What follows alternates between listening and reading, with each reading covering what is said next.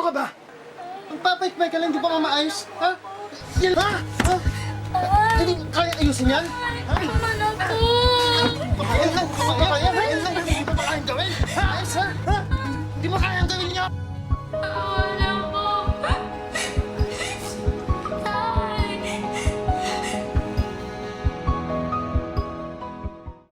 Sobrang galit ang nararamdaman ko kasi naiinggit ako sa ibang bata, yung mga tatay nila mababait, mapagmahal. Pero bakit ako yung tatay ko salbahe, malupit? Inom na naman? Ganyan lang ba araw-araw? Wala na ba nangyayari dito? Puro na lang anak? Pinakailan mo ba ako, ha? Talagang kasiyahan ko eh. Nakikailan ka naman, gusto mo tamaan ka na naman sa akin, ha? Ano na yung kailan, ha? Ha? Nakikailan ka na naman, ha? Yan na lang kaligayahan ko, pinakikailan ko pa ako, ha? Ha? Ha? Pati ba naman yung pinakikailan mo, ha? Naghahanap buhay na ako diyan sa Divisoria.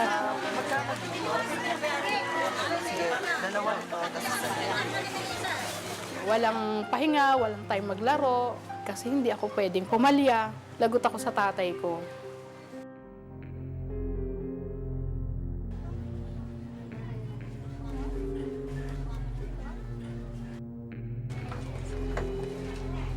Tingin ka lang. Saka yung pera. Tayo! Ba't ito lang? Nangupit ka na naman. Pag hindi ako nakakapaghanap buhay, tapos wala siyang pabili ng alak, doon na yung mainit na ulo nun. Ulam to sa madila yung pera, ha? Saan mo ba dinala yung pera? Ulam to bang bili? Doon na ako takot na takot. Kaya naisip ko, paglaki ko, papatayin kita para makaganti kaming magnanay. Doon na ako lumaki na ang kasama ko ay mga hoodlum, mga hold-upper. Lumaki akong galit sa mga lalaki, hindi ako humingi ng tulong sa kanila. Ang katwiran ko, kung ano man ang kaya niyong gawin, kaya ko rin. Marieta! Marieta! Tayo yung pera. Tayo yung pera. Bibili ako alak. Wala akong pera. Wala ba pala? Ha? Wala ka kailangan yung pera! Imposible ba? Pera! Lumalaban ka na? Ha? Lumalaban ka na? Ano? Lalaban ka sa tatay mo? Sabihin mo pinagmamalahan ka na, ha? Anak na kita!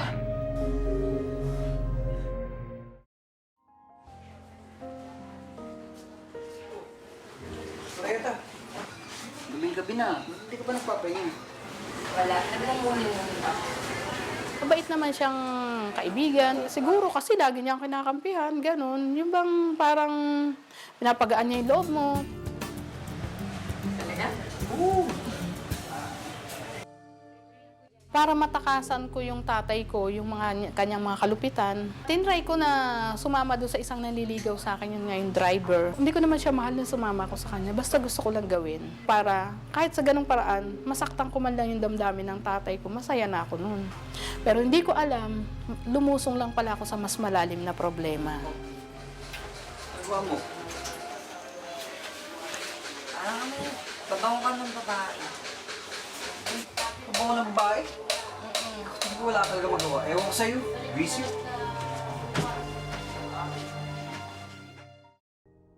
Hanggang sa dumating yung time na nagkasakit na siya. Nagkaroon siya ng cancer sa lungs. Awa yung naramdaman ko para sa kanya. Alam mo na ako sa ginagawa ko sa inyo na. At nung kaisipan na kahit balibalig na rin ko man ang mundo, tatay ko pa rin siya, hindi na magbabago. Nung malapit na siyang mamatay, humingi siya ng tawad sa amin ng nanay ko. Akala ko napatawad ko na siya noon. Kasi nga, may sakit na, mamamatay na.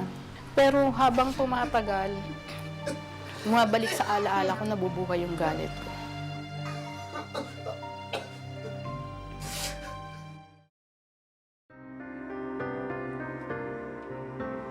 Nung magsimula na siyang mag-drugs, doon na nagsimulang unti-unting magkaroon ng kaguluhan yung buhay namin. Ulo ko ah. O ba't ngayon ka lang? May sakit si baby. Kailangan ko ng pera para sa gamot niya. Pera. Oh, Ano to, barya? Gamot ang kailangan ko! Ba't binibigyan mo ko ng barya? Paano gagaling ang anak mo? hoy, hoy, hoy. Magpasalamat ka nga, may naibigay pa eh. Dapat nga Hindi ako matuwa ka pa eh. magpapasalamat sa ganito. Paano siya gagaling kung barya lang ibibigay mo sa akin? Sumasagot ka na? Ha? Ha? Sumasagot ka na? Ano ba? Tuwing uuwi ako rito, puro bunganga mo naririnig ko. Pagod na pagod ako sa trabaho! Visit! Parang merong nagbulong sa isip ko, kaya ka nga sumama dyan para hindi ka na nabubugbog eh. Ayan, mas bata yan, mas matagal kang bubugbugin yan. Oo nga no. Sabi ko, teka lang. Wag mo na akong uulitin saktan. Ni dulo ng daliri mo, wag mo patadampihan sa akin, kundi papatayin talaga kita. Kaya nga ako sumama sa'yo dahil ayoko nasasaktan ako ng tatay ko. Tapos ikaw lang mananakit sa akin. Kapal ang mukha mo. Ayop ka! Kaya magmula noon, hindi niya ako nasasaktan.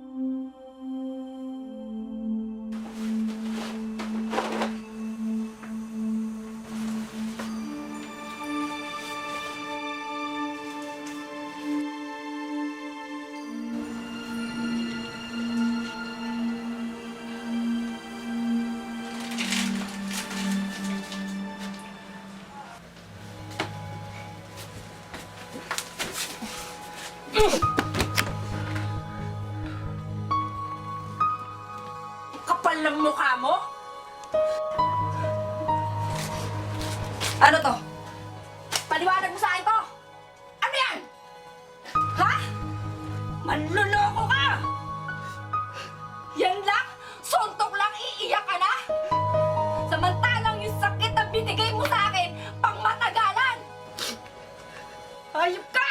Talagang salbahing-salbahe ako. Parang yung espiritu ng tatay ko nung nabubuhay pa, nasalin sa akin ng mga panahon na yun na talagang yung galit na hindi ko mapigilan. Maski yung mga anak ko, pag nagkamali sila sa akin nun, pumuputok ang mga mukha nila.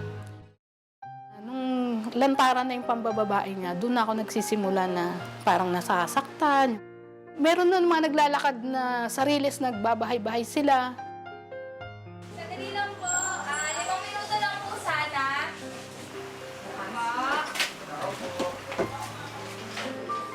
Nakangiti pa rin sila, parang dead ma. Parang hindi nila nakikita yung ginagawa ko. Tapos nag-share sila ng gospel, nagkakantahan. Minsan nga may gathering silang outdoor nila noon, nawala sila nung 1 linggo. Parang nalulungkot ako, hinahanap ko na sila. Tapos nung okay ng pagpunta-punta nila sa amin, na parang maayos ko na silang pinatutuloy, doon nila nalaman na may sakit ako sa puso, na nagkukulaps na lang ako pagka sumusumpong yung sakit ko na yon. Tapos sabi nila sa akin, naniniwala ka ba na kaya kang pagalingin ng Panginoon? Sabi ko, kung ang Panginoon, siyempre naniniwala ako kasi makapangyarihan ng Diyos. Sabi ko, Lord, inaangkin ko yung kagalingan kasi yun ang sabi na yun ang promise mo sa amin. Sabi ko, ngayon pa lang, tinatanggap kong magaling na ako. Magaling na ako, yun lang. Sabi ko, maraming salamat po kasi ito na yung time na makapaglilingkod ako sa'yo ng maayos. Pero nung eto na yung Kristiyano na ako na, yung nakalimot ako, na talagang nasaktan ko yung isang babae niya. Kasi ang tapang eh. Hoy! Marietta! Ikaw ba yan? May dala-dala ka pang Biblia? Ano yan? Nagpapakabanan? Talaga lang ha? Hindi mo ba? Ano gusto mong palabasin, ha? Bakit ikaw? Ano gusto mo mangyari? Bakit? Talagang ka? Ang kapal talaga ng mukha mo, eh. Mas makapal ako pala mukha eh. Ikaw ka! Ikaw! Hoy! Huwag kayo mag-away dito! Baka malapit ako!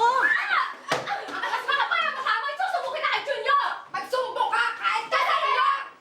Miss, Kapal ng mukha. tulungan na kita. Hindi na, kaya ko sarili ko. Sigurado ka? Tayo nga ako eh. Kapal.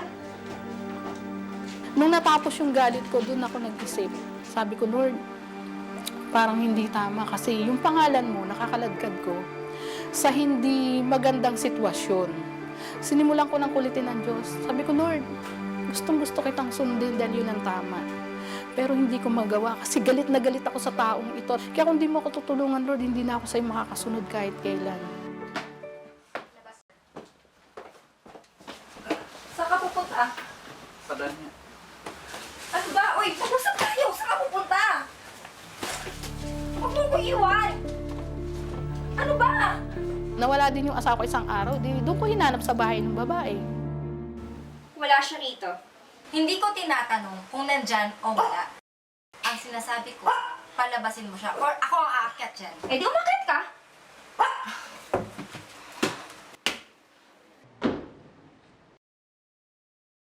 Hindi ko alam bakit tumulo yung luha ko. Bakit ba ako umiiyak? Ano bang meron?